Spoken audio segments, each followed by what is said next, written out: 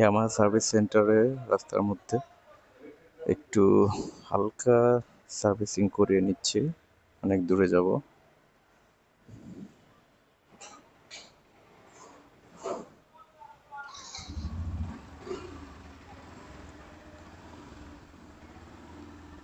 এদের আন্তরিকতার অভাব নাই।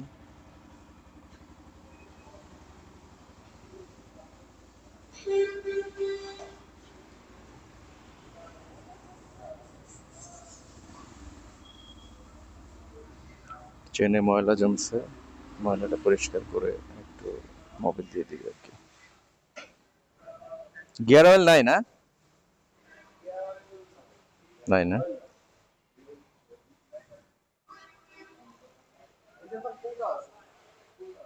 কত দাম?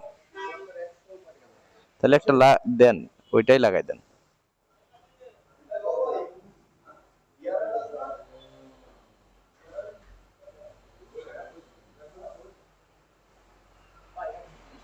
দেন।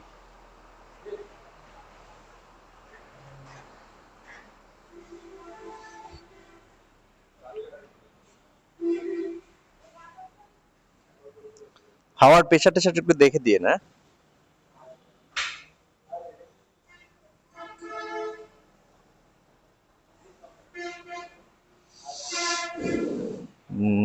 দিচ্ছে হচ্ছে মোবিল, ওকে বললাম যে গিয়ার অয়েল দেওয়ার জন্য।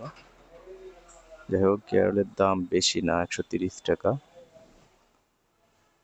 গিয়ার অয়েল নিয়ে চেনে দিব আর কি।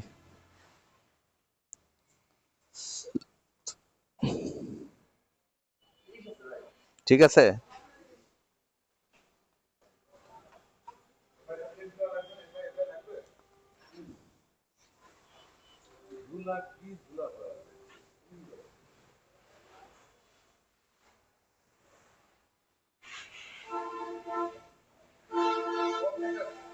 কত?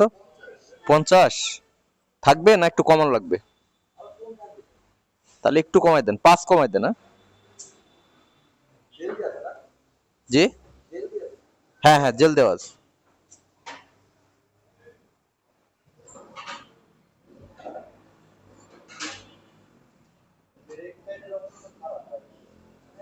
ব্রেক প্যাডের অবস্থা বুঝি নাই।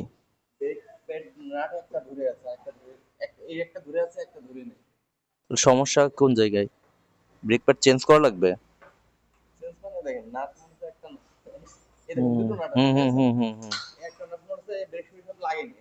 ও, তারপরে একটু লাগাই দেন।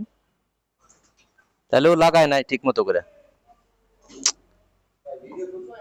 হ্যাঁ হ্যাঁ, ভিডিও চলতেছে, সমস্যা নাই। আচ্ছা, ব্রেক প্যাড কি মানে আমি খুলনা থেকে একটু সার্ভিস করাইছিলাম।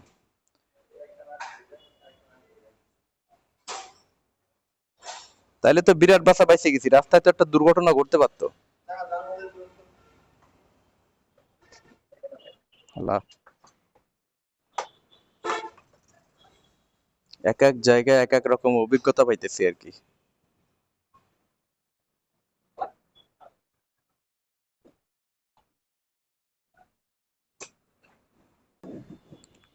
খুব আন্তরিকতার সাথে কাজটা করে নিল।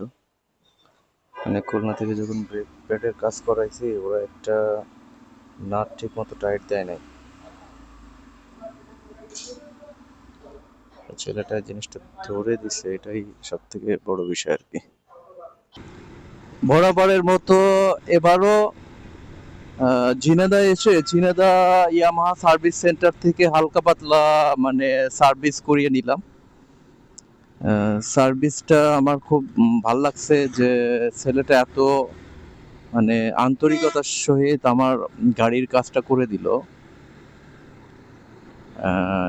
ইভেন আমি আসার আগে খুলনা ইয়ামাহা সার্ভিস সেন্টার থেকে দৌলতপুর খালিশপুর সার্ভিস সেন্টার থেকে একটু কাজ করিয়েছিলাম। ওরা কাজে একটু মানে গাফিলতি করছে। গত একবারও আমার এবিএস এর একটা কাজ করিয়েছি, সেখানেও ভুল করছে। এবারও মানে ব্রেক প্যাডের অবস্থা আশঙ্কাজনক অবস্থা ছিল। মানে আশঙ্কাজনক না, জাস্ট আমি বলছিলাম ব্রেক প্যাডটা একটু ইয়া করার জন্য, ক্লিন করে দেওয়ার জন্য। সে ঠিকমতো ব্রেক প্যাডটা লাগায় নাই। একটা স্ক্রু লাগানো ছিল আর একটা স্ক্রু ঢিলা ছিল। যাই হোক, ইয়ামাহার সব জায়গায় সার্ভিসটা একরকম না, যার প্রমাণ আমি বারবার পাচ্ছি। আচ্ছা, এখন যেটা বলতে চাচ্ছিলাম, প্রতিবারের মতো এবারও ঝিনাইদহ ইয়ামাহা সার্ভিস সেন্টারে আমি আমার গাড়িটা সার্ভিসিং করিয়ে নিলাম, হালকা সামান্যতম সার্ভিসিং আর কি। এত দূর আসছে খুলনা থেকে, ময়লা চেনে ময়লা লাগছে, মনে হচ্ছে যে চেনটা একটু পরিষ্কার করার দরকার। চেনটা পরিষ্কার করাইতে গিয়া ও আমাকে ডিটেলসটা বললো যে ভাইয়া আপনার ব্রেক প্যাডটা একটু ঢিলা আছে, ওটা লাগানো ঠিক মতো হয় নাই। আচ্ছা, সে আমাকে সুন্দর করে আবার খুলে নতুন করে লাগিয়ে দিল। আর চেনে যে মোবিলটা দিচ্ছিল, আমার কাছে মনে হচ্ছিল যে মোবিলটা দেওয়া ঠিক হবে না। তা আমি ওকে বললাম যে লুব অয়েল আছে কিনা, ব্রেক অয়েল আছে কিনা, সরি ব্রেক অয়েল বলতেছে যে আমাদের কাছে তো ব্রেক অয়েল খোলা নাই, ইনটেক আছে। পরে 130 টাকা দিয়ে একটা ছোট ব্রেক অয়েলের ইয়া কিনা আমি চেনে লাগাইছি আর কি। যাই এটাতে আমার গাড়িটা আরো একটু স্মুথ মনে হচ্ছে।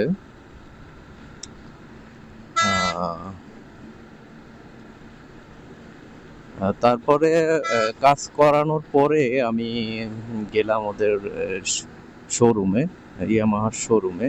ইয়ামাহার শোরুমে ব্যবহারটা খুব ভালো।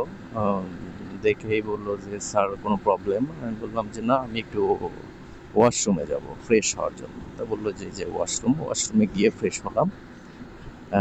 ফ্রেশ হয়ে মাথা টাথা সুন্দর করে ধুয়ে ওনাদের কাছে টিস্যু চাইলাম, টিস্যু দিল। দিতে দিতে উনি আমার ডিটেলসটা জানলো যে ভাইয়া আপনি কোথা থেকে আসছেন, কোথায় যাবেন, আর আপনি কোন বাইক ইউজ করেন। আমি বললাম যে আমি ইয়ামাহা ফ্যামিলির একজন সদস্য।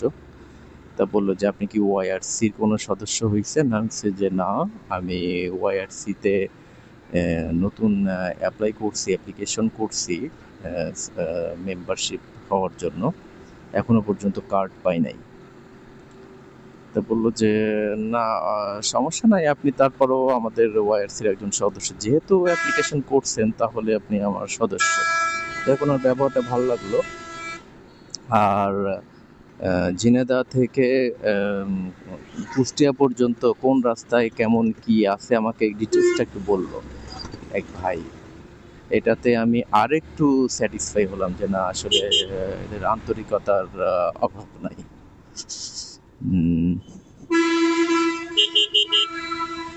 যাই হোক, লং ট্যুরে যখন আপনারা কেউ বাইক রাইড করবেন, এক ডিস্ট্রিক্ট থেকে আর এক ডিস্ট্রিক্ট, 3-4টা ডিস্ট্রিক্ট ক্রস করবেন, তখন চেষ্টা করবেন যে ইয়ামাহা সার্ভিস পয়েন্ট থেকে ছোটোখাটো সার্ভিসিং করিয়ে নেওয়ার জন্য, যেটা আমি করিয়ে নিই রেগুলার।